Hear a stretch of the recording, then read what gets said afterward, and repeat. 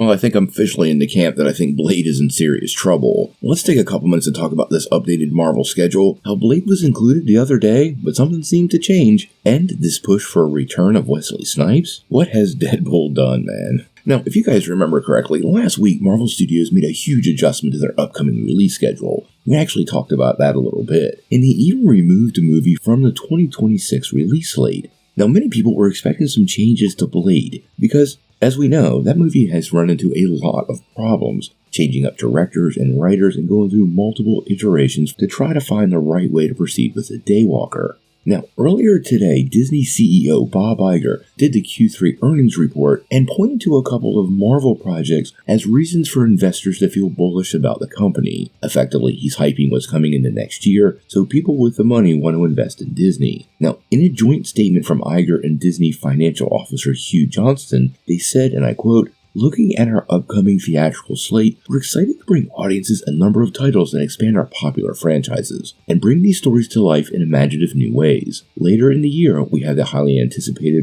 Moana 2, as well as Mufasa the Lion King. In 2025, our theatrical slate remains just as robust, with Captain America Brave New World, Thunderbolts, Fantastic Four, First Steps, Zootopia 2, and Avatar 3. And in 2026, we look forward to Avengers Doomsday, a new Star Wars movie featuring The Mandalorian and Grogu, and Toy Story 5, the first Toy Story since 2019. Now, when you listen to what Iger had to say here, it's obviously a pretty robust list. And just focusing on Marvel, there's clearly something missing. There is no mention of the upcoming Mahershala Ali Blade movie. Now, this could have been an accident and left off inadvertently, but I highly doubt that's what's happened. Now, this film was announced back in 2019, and since then has been nothing but a series of catastrophes, leading them to multiple directors and writers in a movie that has failed to take off. Now, this was recently complicated in Deadpool and Wolverine. Now, in case you didn't see the movie, I pardon the spoilers, I'm giving you a chance to escape, but at this point it's pretty well known that in that film we saw the return of the original Blade, Wesley Snipes.